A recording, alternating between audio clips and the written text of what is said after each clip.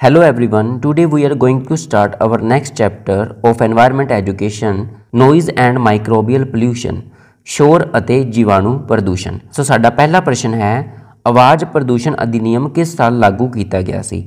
सो यह अधिनियम 1986 विच लागू होया सी। सो इट मीनस साडा उपरोक्त विचों कोई भी सही उत्तर नहीं है। साडा जो अगला प्रश्न है, हेठां लिखियां विचों किस दे अनुसार उच्ची आवाज़ एक जुर्म है? सो इसनूं असीं IPC दी धारा के अंतर्गत रखते हाँ कि जो इंडियन पीनल कोड है उस दे अनुसार उच्ची आवाज़ करना एक जुर्म है। साडा अगला प्रश्न है, शांति खेतर का अर्ध व्यास कितना होंदा है? सो साडा उत्तर है 100 मीटर। अगला प्रश्न है, हरे पौधे आवाज़ पद्धर नूं कितना घट कर सकते हैं? सो जिथे हरियाली हुंदी है, हरे पौधे लगे हुंदे ने, वो आवाज़ नूं 10 तो 25 डेसीबल तक घटा सकते हैं। साडा अगला प्रश्न है, दिन समय किसी भी रिहायशी खेतर लई निर्धारित शोर पद्धर कितना होंदा है? सो यह 55 डेसीबल है। सो साडा उत्तर है 55 डेसीबल। अगला प्रश्न है साडे कोल, शोर कारण सुनन शक्ति के नुकसान नूं की कहा जाता है? सो इसनूं असीं सोशियोकोसिस बोलते हाँ। सो साडा उत्तर है सोशियोकोसिस। अगला प्रश्न है, हेठां लिखियां विचों किहड़ा सूक्ष्म जीव मनुक्खां विच गुरदे की पत्थरी बनाउण नाल संबंधित है? अगला प्रश्न है, हेठ लिखियां विचों किहड़ा सब तो वध शोर प्रदूषण पैदा करता है? सो साडा उत्तर है जैट प्लेन का उड़ान भरना। हेठां लिखियां विचों किहड़ा सब तो घट शोर पैदा करता है? सो जो दिल की धड़कन है वह सब तो घट शोर पैदा करती है। अगला प्रश्न है, कन्नां विच दर्द होना शोर के किस पद्धर तो शुरू होंदा है? सो यह 120 डेसीबल तो होना शुरू होंदा है। अगला प्रश्न है, आवाज़ की आवृत्ति का माप किस इकाई विच कीता जाता है? सो जो आवाज़ की आवृत्ति मापी जाती है उसनूं असीं हर्ट्ज विच नापते हाँ।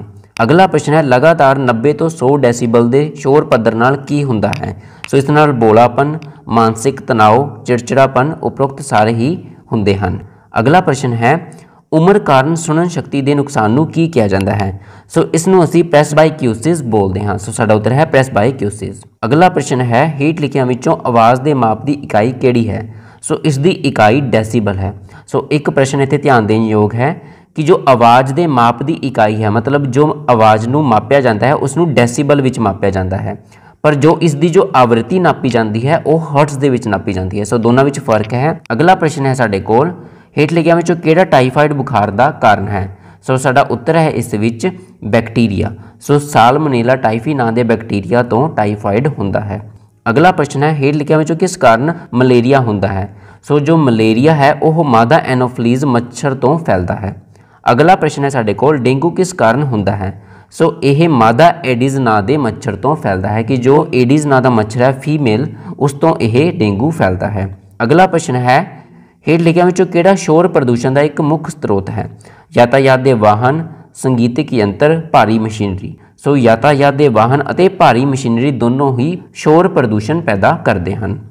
शोर का सुरक्षित पद्धर किस उपर निर्भर करता है? सो जो शोर का सुरक्षित पद्धर है वह शोर के पद्धर और शोर खेत्र में मौजूदगी ते निर्भर करता है कि वह खेत्र कितना वड्डा है तो उसका शोर कितना फैलिया होया है। अगला प्रश्न है, उस आवाज़ नूं शोर किया जाता है उस समय इसका पद्धर कितना होंदा है?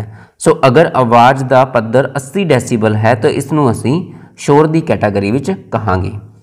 अधिकतर देशों में शोर का सहनयोग पद्धर कितना मन्निया गया है?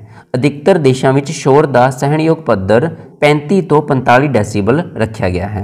किस टेस्ट द्वारा HIV-1 का पता लगाया जाता है? सो जो HIV human immuno deficiency virus है उसनूं एलिसा नाम के टेस्ट तो पता लगाया जाता है। सो एलिसा का टेस्ट करके HIV का पता लगाया जाता है। HIV तो की भाव है? सो HIV का मतलब है ह्यूमन इम्यूनो डेफिशिएंसी वायरस।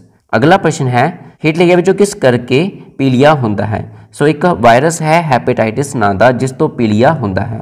अगला प्रश्न है, हेठ लिखियां विचों पानी के किहड़े दूषक करके हैजा फैलता है? सो एडनोवायरस और एंट्रोवायरस तो हैजा फैलता है। साडा उत्तर है एडनोवायरस और एंट्रोवायरस, मतलब एडा और ईडी दोनों। अगला प्रश्न है, टाइफाइड बुखार किस कारण होंदा है? सो यह सालमोनेला टाइफी नाम के बैक्टीरिया तो होंदा है। दस्त हेठ लिखिया विचों किस करके होंदा है? सो दूषित पानी करके दस्त होंदी है। अगला प्रश्न है, हेठ लिखिया विचों किहड़ा दस्त पैदा करता है? सो शिगैला, एंटामीबा एंड बार्मिटीडियम कोलाई तिन्ना तो ही दस्त पैदा होंदा है। तपेदिक रोग उन्हां रोगाणुओं करके पैदा होंदा है जो कि पानी द्वारा संचारित होंदे ने अते हवा द्वारा संचारित होंदे ने। अगला प्रश्न है हैजा हेठा लिखियां विचों किस कारण हुंदा है। सो ओह विब्रियो बैक्टीरियम तो फैलता है। सो साडा उत्तर है विब्रियो बैक्टीरियम। अगला प्रश्न है साडे कोल हेठ लिखियां विचों किहड़ी बीमारी हेलमिंथन कारण नहीं हुंदी है। सो इसनूं असीं जैडियासिस बोलदे हां। अगला प्रश्न है साडे कोल अलग-अलग देशां महाद्वीपां विच फैली बीमारी लई हेठ लिखियां विचों किस शब्द का प्रयोग किया जाता है। सो इसनूं असीं पैंडेमिक बोलते हैं, मतलब कि जो विश्व पद्धरी बीमारी हुंदी है कि एक तो वध कॉन्टीनेंट या महाद्वीपां ते फैली हुंदी है। सो उसनूं असीं विश्व पद्धरी पैंडेमिक बीमारी बोलते हैं, जिवें कि कोविड की बीमारी सी। साडा अगला प्रश्न है हेठ लिखियां विचों किहड़ी बीमारी बैक्टीरियम कारण हुंदी है। सो टाइफाइड बैक्टीरिया कारण हुंदा है। अगला प्रश्न है भारी ट्रैफिक वाले खेत्रों में शोर की प्रवानित सीमा कितनी होंदी है। सो यह 80 तो 85 डेसीबल होंदी है। अगला प्रश्न है साडे कोल साधारण गति से चलण वाले ट्रैफिक का शोर कितना होंदा है। सो इसका शोर 50 तो 60 डेसीबल होंदा है। राकेट छड्डण समय शोर प्रदूषण का पद्धर की होंदा है। सो जो राकेट छड्डिया जाता है तो इसका शोर 160 तो 190 डेसीबल तक होंदा है। मनुख की सुनन शक्ति दीयां सीमावां किहड़ियां हन। सो यह बहुत इंपोर्टेंट क्वेश्चन है कि जो मनुख की सुनन शक्ति है वह कितनी आवाज़ नूं सुन सकती है। सो अगर आवाज़ 20 हर्ट्स तो लैके 20,000 हर्ट्स दे विच हुंदी है तो असी उस आवाज़ नूं सुन सकते हाँ। सो इसका उत्तर है 20 हर्ट्स तो लैके 20,000 हर्ट्स तक। सो यह आवृत्ति विच है कि जो शोर की आवृत्ति है उसनूं मापिया जाता है हर्ट्स दे विच। अगला प्रश्न है साडे कोल जांच किए जा रहे स्रोत तो उत्पन्न होने वाले शोर नूं की कहा जाता है। सो उसनूं असीं विशेष शोर बोलते हैं। सो साडा उत्तर है विशेष शोर। अगला प्रश्न है चिकन कूड़े विच किहड़ा सूक्ष्म जीव मौजूद होंदा है। सो उस विच सालमोनेला मौजूद होंदा है। हेठ लिखियां विचों किहड़ा शोर प्रदूषण के सेहत ते पैण वाले प्रभावां विचों मुख है। सो सुनन शक्ति का नुकसान, चिड़चिड़ापन, बहुत ज़्यादा तनाव, ये सारे ही होंदे ने अगर सानू शोर प्रदूषण का सामना करना पैंदा है। सो इस नाल असी सारे प्रश्न कर लए हन। साडा जो अगला चैप्टर है वो है मनुखी आबादी अते वातावरण। Thank you.